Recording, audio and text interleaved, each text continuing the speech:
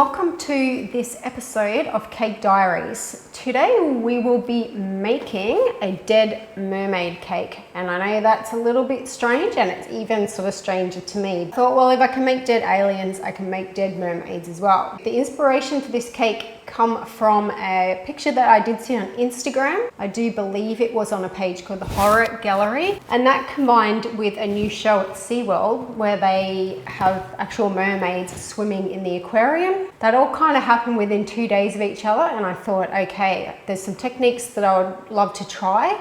This cake will not be for a client. This is just for me to try new techniques, and then if it turns out good, I will do either an online class or a studio class, this one.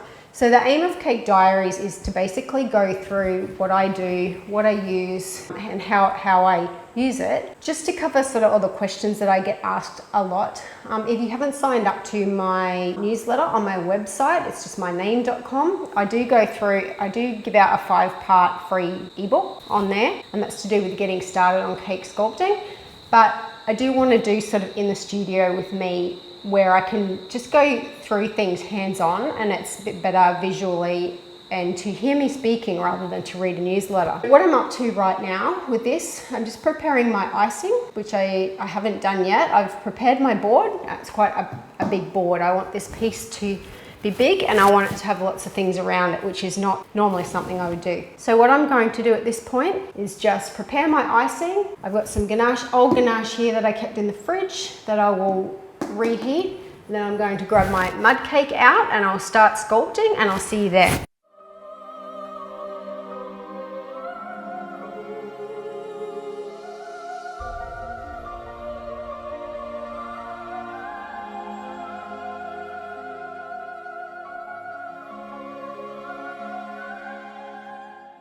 I prepare my mud cakes using this gadget called an egg bag. A lot of us cake makers love this tool, and what it does, you set it on whatever height you like, and you can just slice your cake across and you get beautiful even layers for stacking. So that's how I prepare my mud cake. Now that I've done that, I'm about to move on to the sculpting part. So with this cake, I'm using one of my face molds. So this is an actual sculpture I have done myself, but because I did want to get this cake done and just use techniques, I didn't want to sculpt the face, so we'll be using that today. And as any good sculptor knows, proportions are the key with sculpting. So what I'm going to do, this is an elderly face, so I go the elderly proportion, and what I'm going to do now is go onto the board, and I'm going to just mark with some tape where the head goes, shoulder, right down to the feet. So I'm going to go ahead and do that.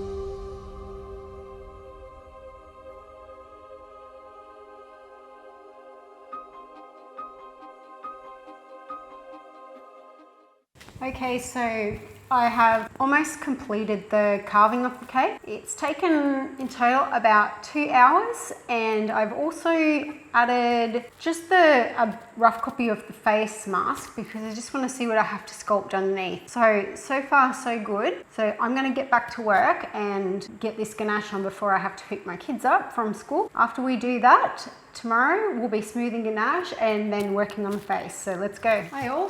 We're at day 2. Last night I ganached the Mermaid, just a fine coat. Today's plan is to go onto the face and use that face mold. So I've decided I'm going to use modeling chocolate for the face, and then I'm going to sculpt in the jawbone and everything as the face is just the face. It's not the actual head for the mold. So I still do have to sculpt in that head. So I'm planning on doing that first, and then I will check out the rest of the body and make sure everything's in proportion. And that's about it for today. That should probably take me most of the day. So I've got my modeling chocolate there, got a few sculpting tools, and that's about all we'll need for today. So let's get started. Okay, just a little add-on for the face mold. So what I wanted to explain with this mold is it's just the face. So what I do recommend, if you are using a face mold, either mine or another one, I'll often just give you the flat part of the face. So I do suggest, as I always do, to always have an anatomical skull close by. And you'll see that, you know, that we only have this section, so you will need to sculpt in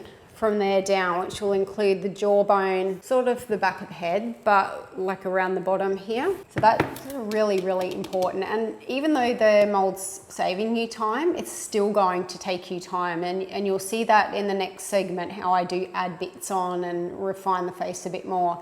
And just your corn flour on that one. So let's get going.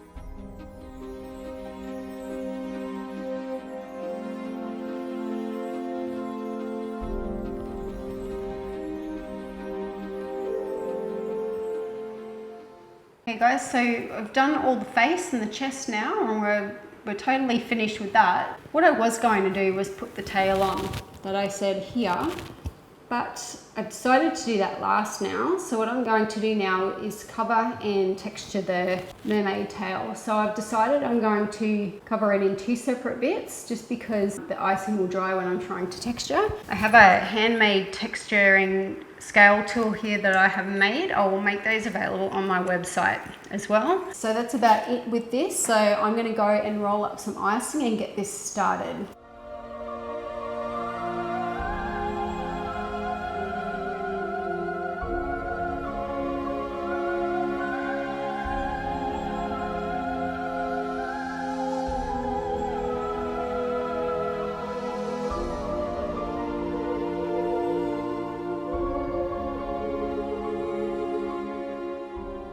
These are the hand scales that I've done, and this is my tool. So I basically just go around and press the scales on. It's very easy, very monotonous, and then I'll just go and give it a smooth down at the end. And that's a lot more than what I thought we'd get done today. Okay, so today we've finished the tail. So tomorrow when we come back, we'll be working on the upper body, and I don't really know what I'm planning on doing with that. So I'm going to have a little look around Pinterest tonight and see if I can come up with some ideas for the body. And then tomorrow we might also make some rocks to go around her, and then start thinking about the painting and everything. And I'll see you all back here tomorrow. Hi, also day 3 of the cake. So I had Yesterday when I left, I was a bit unsure about which part that I was going to complete next. After a bit of looking around, I couldn't really decide what top I wanted to put on her. So what I've decided to do today is continue with the modelling chocolate down to her bust and sculpt her breasts in modelling chocolate. And then I was just going to sort of drape something over the top. She's not going to suit having some sort of fancy top. So I'll still think about that part,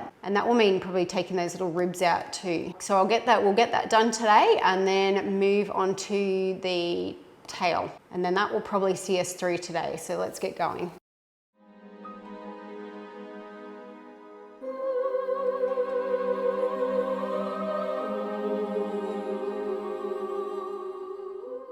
Okay guys, so in this next part, you will see me etching lines into the face. And again, we did use the face mold, but that does not give me the detail that I require in a face. So with this piece, it is an old age sculpt. So what I have done, and you'll see me do, is to go in and just mark on the lines of the face and the changes that occur with aging. I do suggest that you guys have a go at an older age sculpt. Probably will do a tutorial on it because it is one of my passions actually. I love the older age sculptures. But I do recommend just getting tons and tons of reference photos and things and just going off those. And I do have one coming up. It's a diagram. So I'll see if I can get that done soon-ish for you. So have fun watching.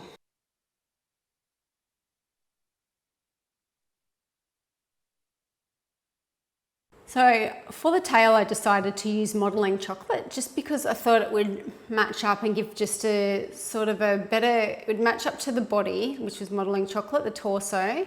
But then I thought we'd give a nice translucent sort of look compared to the tail. So that's why I chose the modelling chocolate.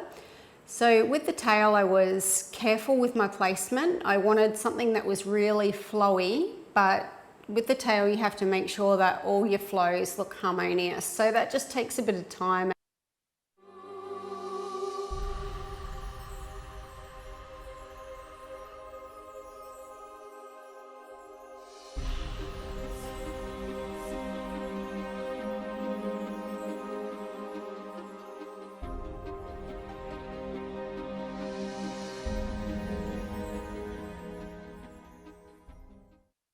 Okay, so that's it for day 3. Today we worked on the face and the tail, which took around about 5 hours all up. Tomorrow we will come back and work on the fin that goes on the back of the mermaid tail. I'm going to do a fin that goes down there, and then I will work on her ear and her hair. And then after that we'll put some rocks in, and then I'm going to decide how I'm going to paint this piece. So I'll see you all tomorrow.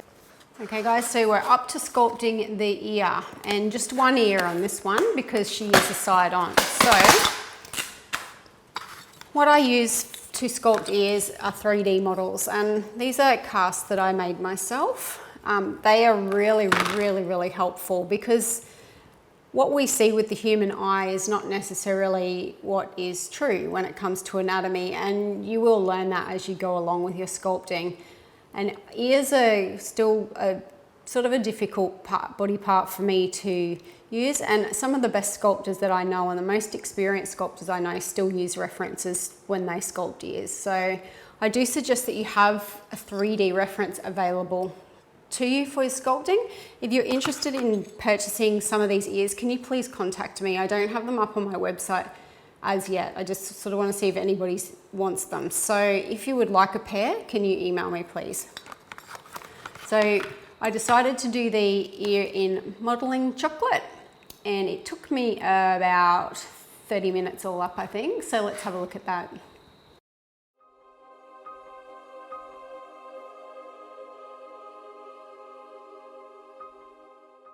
Okay guys, so next up is sculpting the hair. So what I wanted to achieve with this mermaid was obviously very wet and flat down hair. I achieved that by just using strips of modelling chocolate, as you will see. And I was very careful with my placement of the hair as well. I didn't want it sort of all everywhere like she was swimming. I just wanted it sort of just flat and underneath her head. It's very important with sculpting hair that you have a look at diagrams to see how our hair naturally grows and the direction of growth on the hair. So I do suggest that you check out some diagrams. There are some, if you Google it, there are lots, and they're very basic, but it does make all the difference when you are sculpting hair.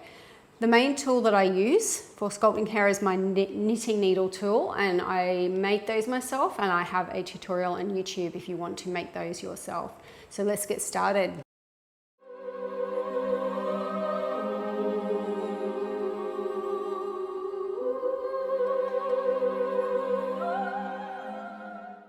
Okay, so next in the piece I decided to have a bit of a trial painting the tail.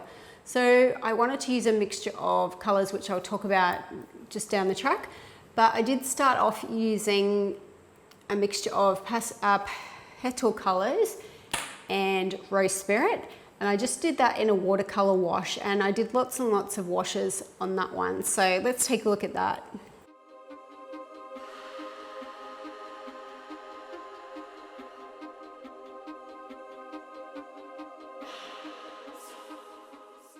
Hi all, welcome to day 5. Yesterday I started the painting process of the mermaid's tail just to sort of get a feel for the colours. And today it is raining, really humid today, so I'm just going to see how I go with my painting today. We'll get started. So I use a variety of different colours for my painting, all different brands, all different colours, and I'm pretty much just using what I already have. I didn't buy anything special for this one. So we're sticking to purple, pink, blue, and then I'm going to go over the body and sort of do like a mottled dead look with that, and probably grey hair. So it'll just be processed today, and I'm hoping that we do get finished today so I can get this diary to you as soon as possible. So let's go.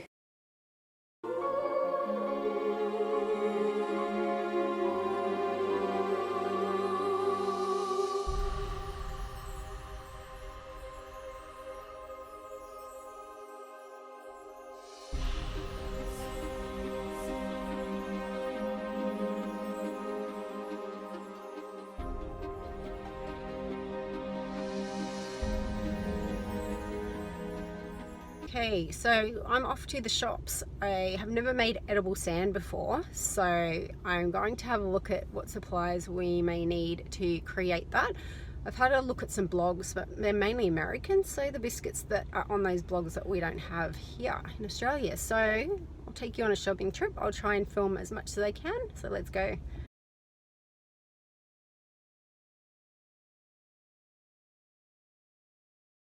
So I'm at the biscuits, and I have read in a blog somewhere where the digestive biscuits were a good substitute. I'm sort of looking at these honey nut bars. They have sort of a sand colour, but they're $4 a packet. So probably something cheaper. I'm pretty sure probably any of these biscuits. Probably the Ari. I'm not sure if you guys in the US get these sort of biscuits, but this is one that I did see on a blog somewhere, and I think I'm just going to probably go like the home brand of that one. I'll go, these are 90 cents a packet, so I'll just get a few packets of those. That looks like a pretty good colour. And then I think I'll look for like a vanilla wafer. That was another thing that I did see on a blog. And they're a lighter colour and they've got cream in them, but I think they would probably blend up fine. So I'm going to get a few packets of those as well.